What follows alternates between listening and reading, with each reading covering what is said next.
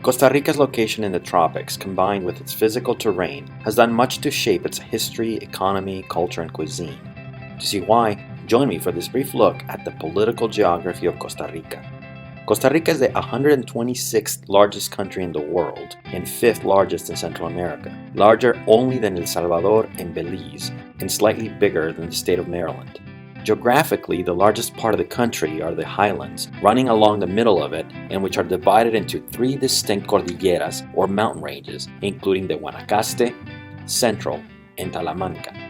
This puts the country at an average elevation of 746 meters or 2,448 feet, which is just below the world average, but relatively high for Central American standards, where only Guatemala has a higher number. Its highest point is Mount Chirripó, with an elevation of 3,281 meters or 12,536 feet, the 5th highest summit in Central America. Chirripó means land of eternal waters in the local indigenous language because of the multiple lakes around it. The country has lots of rivers, although their navigability is limited. The one where watercraft can go the furthest, for example, the Tempisque River, is heavily silted, so shallow boats can only navigate it for around 20 miles. The longest, meanwhile, is the Terraba River, which is born in Mount Chirripó and meanders south to the Brunca region, bordering Panama. It also has plenty of relatively small lakes. The largest is Lake Arenal in the northern part of the country. Together, the lakes and rivers make for quite fertile valleys that help in the agricultural production of things like pineapples, but more than anything, help create stunning vistas that draw tourists.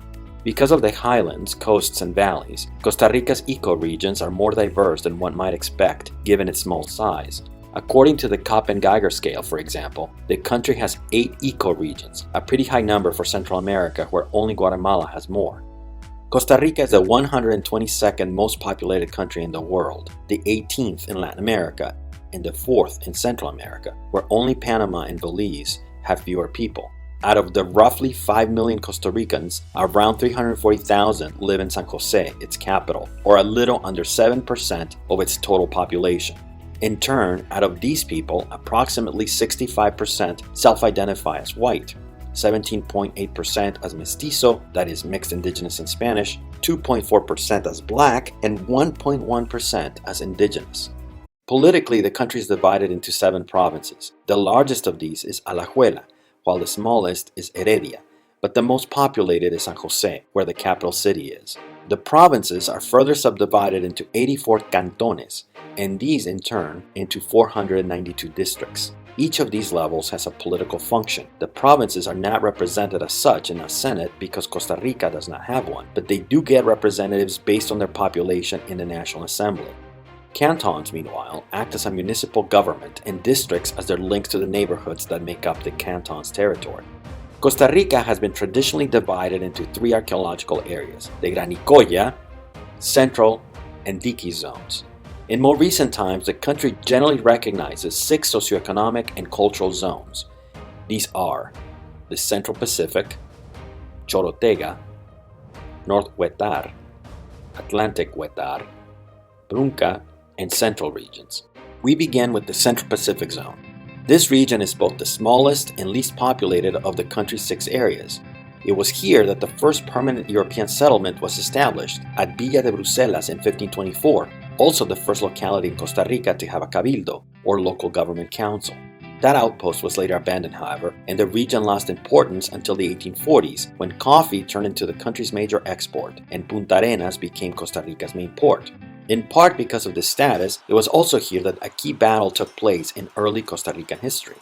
That was the Battle of La Angostura, when Juan Rafael Mora Porras tried invading the country to regain the presidency that he had lost through a coup, but was defeated and executed. This ensured stability for the country, although democracy would have to wait. Today, the region is more known for its national park, Manuel Antonio, a conservation area once voted as the 12th most beautiful in the world, and its surfing spots, especially Jacó, a place known for its black sand beach and its surfing schools, which attract people from all over the world. The other place of note in the region is San Lucas Island, a site that was a penal colony from 1873 to 1991 and the setting for the most translated book written by a Costa Rican ever, The Island of the Lonely Men. Today, you can still see the ruins of the prison office, jail cells, and a church as part of a larger national park that was created in 2020. Next is the Chorotega region. In pre-Columbian times, this area was part of the Nicoya kingdom, a polity made up of people that had fled the modern Mexican state of Chiapas around 800 AD, and whose main center ended up being built around what is now the city of Nicoya. As part of the Spanish Empire, the region had different levels of autonomy. Then, once it gained independence, it was linked to Nicaragua until it decided to join Costa Rica in the 1820s. Later, when Nicaragua came under the control of the filibusters of William Walker, an American mercenary who tried to set up slaveholding republics in Central America, Costa Rica went to war against them, and a key victory for the Central Americans happened here at the Battle of Santa Rosa in 1856. This region is also the birthplace of Tomás Guardia, one of the few prominent Costa Rican leaders from the 19th century not born in the Central Zone. Today, the Chorotega region is known for its natural beauty. This includes places like the Monteverde Cloud Forest, known for a biodiversity that spans over 2,500 plant species, 100 species of mammals, 400 of birds, and 120 reptiles, as well as the neighboring Bosque Eterno de los Niños, the largest private reserve in Central America, which is also quite biodiverse and is especially noted for its myriad of birds. There's also the Palo Verde National Park, which has the greatest concentration of waterfowl and shoebirds in Central America. The region's main cities are Liberia, which grew rich as a center for agriculture and livestock, and today is a major tourist jumping-off point to the surrounding areas, and Tilarán, another booming town known for its love of rodeos and bullfights, but also its great views from the Parque del Viento on its outskirts. Finally, this region is noted for its beaches. The most notable are the Playa del Tamarindo, a place that became famous as a surfing destination because of the movie Endless Summer 2, and Playa del Coco, more of a party town because of its easy access from Liberia and San José. Its distinctiveness is reflected in its own version of the national dish, gallo pinto, a mix of which here is cooked with lard and without cilantro. We continue with the North Huetar region. In ancient times, this area was dominated by the Botos, an indigenous people known for their jade art and figurines, and their exploration of cacao.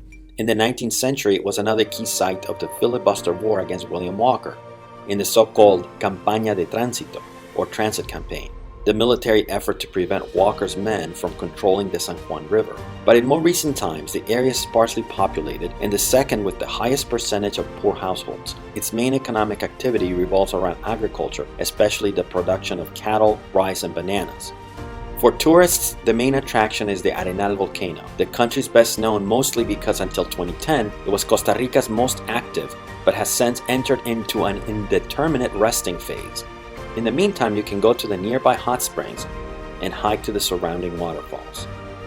The next region is the Atlantic Huetar. This was the part of Costa Rica that the Europeans first encountered when Columbus showed up in the area in 1502 in his fourth and final voyage to the Americas. In September of that year, he anchored for 2 weeks in the island of Uvita, off the coast of modern-day Puerto Limón. The area was mostly a backwater for over 3 centuries because of the difficulty of accessing Costa Rica's main population centers from the Caribbean. But in 1890, a train was finished that linked San José to Limón, making it a viable transit route for Costa Rican coffee, which also led to population growth in the area.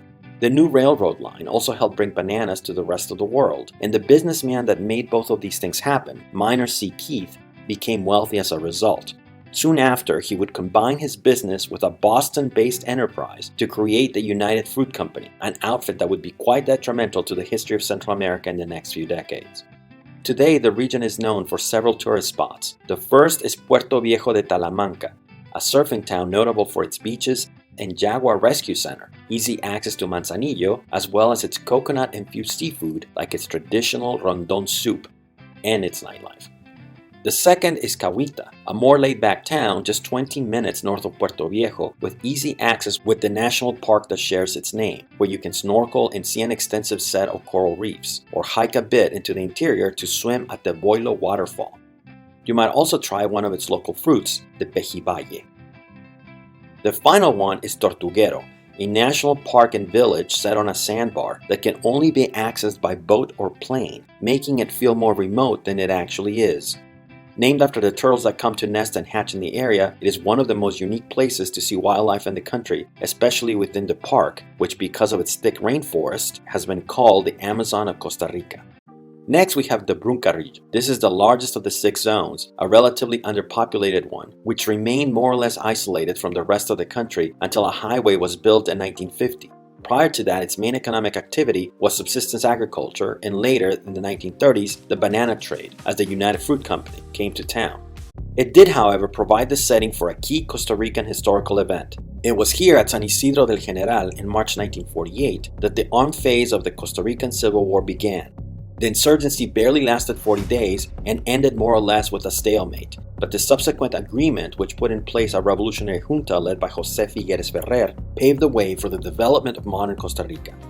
Today, the region is known for its 2 main attractions: the Corcovado National Park, the largest in the country, home to a number of endangered species like the bear tapir and harpy eagle. The other are its beaches, especially Pavones, which, given the size of its waves, attract surfers from the world over.